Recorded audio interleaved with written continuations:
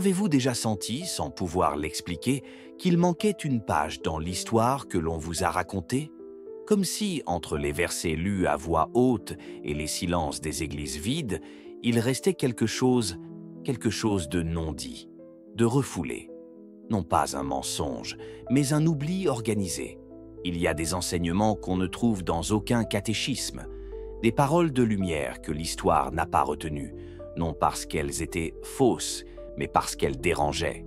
Et si les derniers enseignements de Jésus n'avaient jamais été transmis? Et si ce qu'il avait confié à ses disciples les plus proches, au bord du départ, avait été volontairement effacé de la mémoire collective? Dans cette vidéo, nous allons explorer un espace interdit, un territoire spirituel enfoui, où les mots ne sont pas des dogmes, mais des révélations intimes. Nous ne cherchons pas à prouver, ni à convaincre, mais à écouter ce que le silence lui-même murmure depuis 2000 ans. Il existe des textes qu'on n'ose pas lire à voix haute, des fragments retrouvés dans le désert de l'Égypte, recouverts de sable et de cendres, mais porteurs d'un feu encore vivant. Ces textes-là ne font pas partie du Nouveau Testament, et pourtant, ils parlent du Christ, mais pas du Christ roi, juge ou martyr, du Christ éveillé, du Christ intérieur, celui qui ne dit pas « suis-moi », mais « souviens-toi de qui tu es ». Pourquoi ces paroles ont-elles été cachées? Pourquoi ont-elles été écartées des canons officiels? La réponse, peut-être, ne se trouve pas dans l'histoire, mais dans notre propre peur de la liberté. Les derniers enseignements de Jésus, s'ils ont réellement existé, ne ressemblaient sans doute pas au discours public. Ils n'étaient pas faits pour les foules. Ils étaient adressés à l'âme, à celle qui écoute sans oreille, à celle qui se souvient sans passé. Dans certains de ces textes, retrouvés à Nag Hammadi en 1945, Jésus ne parle pas de croix, ni de péché, ni même de salut tel qu'on l'entend aujourd'hui.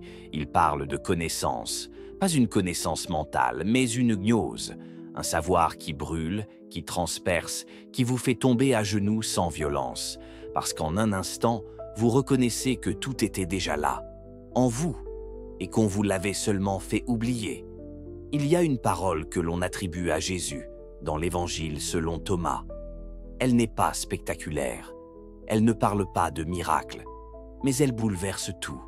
Celui qui se connaît lui-même connaît le tout. Et si c'était ça, le dernier enseignement? Non un commandement, mais un miroir, une invitation à retourner à la source sans passer par les temples, ni les intermédiaires, ni les peurs. Dans les blocs suivants, nous irons plus loin. Nous entrerons dans ces textes oubliés. Nous écouterons ce que disent les évangiles interdits. Et nous verrons pourquoi ce message, s'il est vrai, ne pouvait tout simplement pas survivre dans un monde construit sur la dépendance, la hiérarchie et le contrôle.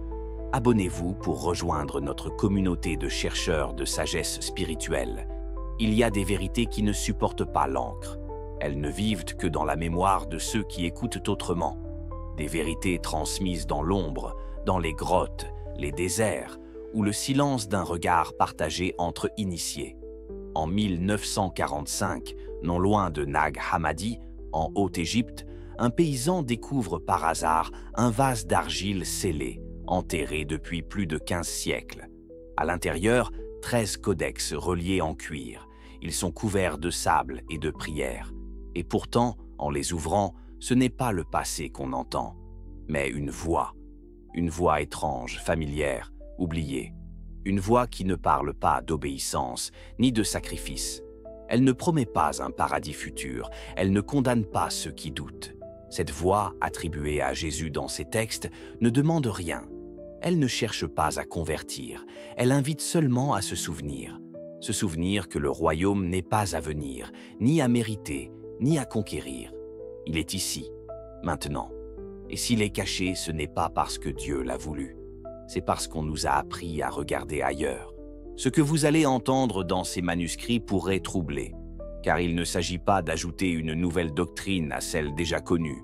Il s'agit d'ôter les couches, d'ôter les peurs, les croyances, les hiérarchies, d'ôter tout ce qu'on a mis entre vous et ce que vous êtes déjà. Parmi ces textes, il y a l'Évangile selon Thomas. Il ne raconte pas l'histoire de Jésus. Il ne parle pas de miracles, ni de résurrection visible. Il se présente comme une suite de paroles, des logias, des étincelles, des perles qu'il faut assembler soi-même. Et dès les premières lignes, une phrase surgit comme une clé. Que celui qui cherche ne cesse de chercher jusqu'à ce qu'il trouve. Et lorsqu'il aura trouvé, il sera troublé. Et après avoir été troublé, il s'émerveillera, et il régnera sur le tout. Ce n'est pas un enseignement que l'on impose, c'est un chemin que l'on marche seul, mais jamais isolé. Car celui qui entend cela sait, au plus profond, que cette voix résonne avec quelque chose qu'il n'a jamais vraiment perdu. Et alors une question se pose, inévitable. Si ces paroles sont si lumineuses, si paisibles, pourquoi ont-elles été cachées? Pourquoi les a-t-on exclues? Était-ce par souci de clarté ou par peur de perdre le contrôle? Ce que ces textes proposent, ce n'est pas une nouvelle religion. C'est une révolution intérieure, une manière de regarder le monde et soi-même, non pas comme des objets séparés de Dieu, mais comme des manifestations voilées de la même lumière. Une lumière que l'on ne peut ni vendre, ni encadrer, ni enfermer dans un rituel. Et c'est peut-être pour cela qu'on les a fait taire.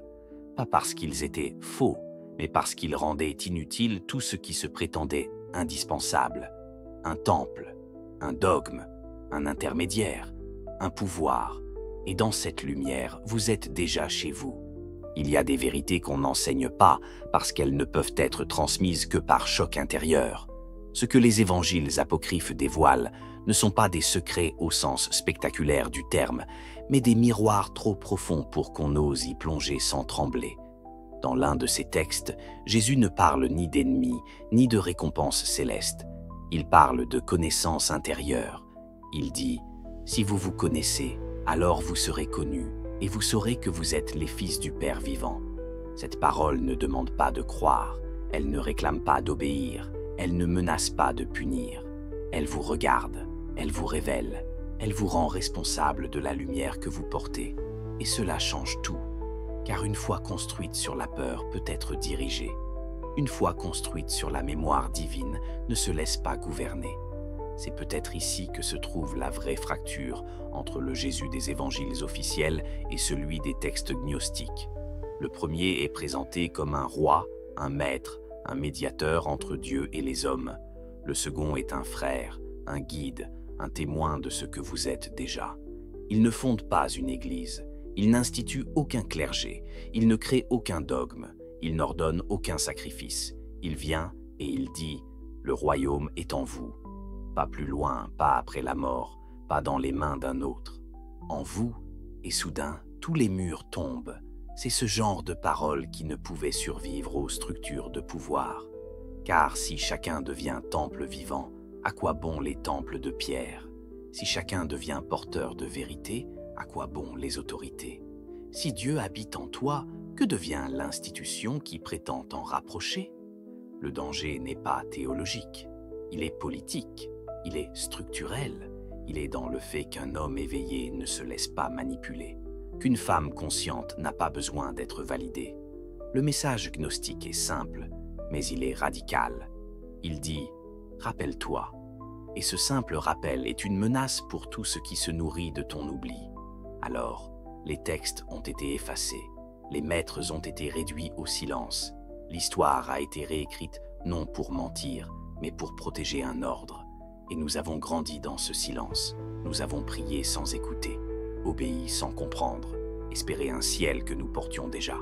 Mais malgré tous les efforts pour l'effacer, ce message revient. Il traverse les âges comme une brèche dans le mensonge. Il revient à travers vous. Il n'est pas venu pour créer une religion, ni pour bâtir un empire spirituel. Il n'a pas cherché à établir un culte, encore moins une hiérarchie. Le Jésus dont parlent les textes oubliés ne réclame pas l'adoration, mais l'éveil.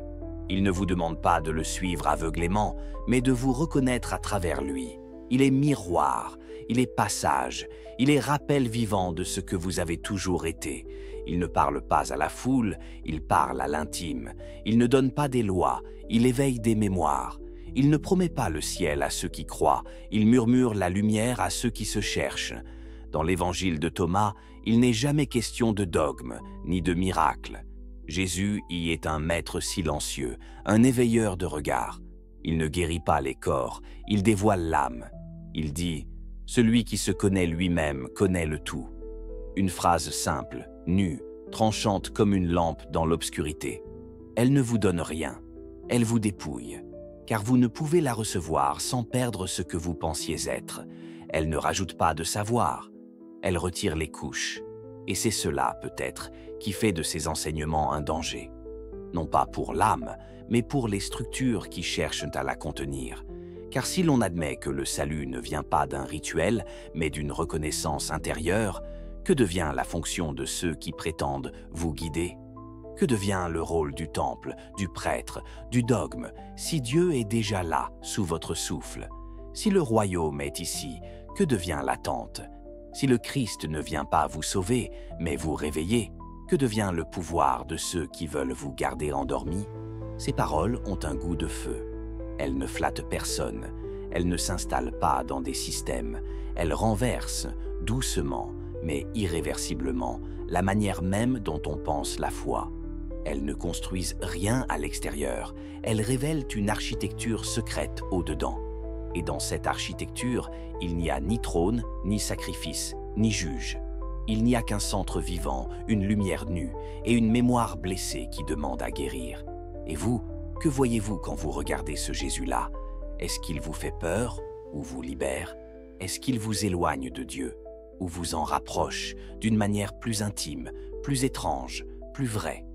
Peut-être que cette question est le début de sa réponse. Ce souvenir n'est pas intellectuel. Il ne se lit pas dans des livres, même saints. Il ne s'enseigne pas sur des chaires, ni dans des écoles théologiques. Il se révèle, lentement, au rythme d'un silence qui mûrit. Il surgit parfois dans un rêve, une larme, un regard, ou dans ce vertige soudain où l'on sent, sans raison apparente, que l'on n'est pas d'ici. Ce que les anciens appelaient la gnose, ce n'était pas une croyance à défendre, mais une lumière à retrouver. Une lumière nue, sans dogme, sans temple, sans drapeau. Une lumière qui ne se prouve pas, mais qui reconnaît. Et dans le cœur battant de cette mémoire se tient une figure que l'histoire a tenté de réduire à une ombre, Marie-Madeleine. Non pas la pécheresse repentie, agenouillée aux pieds du maître, comme l'a voulu la version officielle, mais la dépositaire d'un savoir profond. Une initiée, une femme qui n'attend pas qu'on lui accorde la parole, mais qui parle avec la voix de l'âme. Dans l'évangile de Marie, elle n'est ni servante ni figurante. Elle est celle qui comprend ce que les autres ne veulent pas entendre. Elle reçoit, non des instructions, mais une transmission. Elle enseigne, elle console, elle éclaire. Et pourtant, les apôtres la rejettent, non pas parce qu'elle ment, mais parce qu'elle est femme. Ce rejet n'est pas un détail historique. Il révèle la peur d'un équilibre oublié. Car honorer Marie-Madeleine dans sa vraie lumière, c'est reconnaître que la sagesse n'est pas seulement verticale, virile, autoritaire. Elle est aussi circulaire, intuitive, féconde. C'est accepter que le féminin sacré, que l'on a étouffé pendant des siècles, porte lui aussi le Verbe divin. Ce féminin que l'on trouve dans chaque silence qui sait écouter, dans chaque larme qui sait guérir, dans chaque vérité qui se donne sans s'imposer. Et ce n'est pas un hasard si son rôle a été effacé, puis déformé. Car reconnaître Marie-Madeleine, c'était ouvrir une brèche dans le récit établi. C'était laisser entrer la mémoire d'un autre corps, d'une autre voix, d'un autre mode de transmission. C'était avouer que la vérité ne descend pas seulement des hauteurs, mais jaillit aussi de l'intérieur. Que la sagesse ne se mesure pas au rang, mais à la profondeur d'écoute. Que la divinité ne se conjugue pas seulement au masculin. Les gnostiques voyaient en elle bien plus qu'un disciple.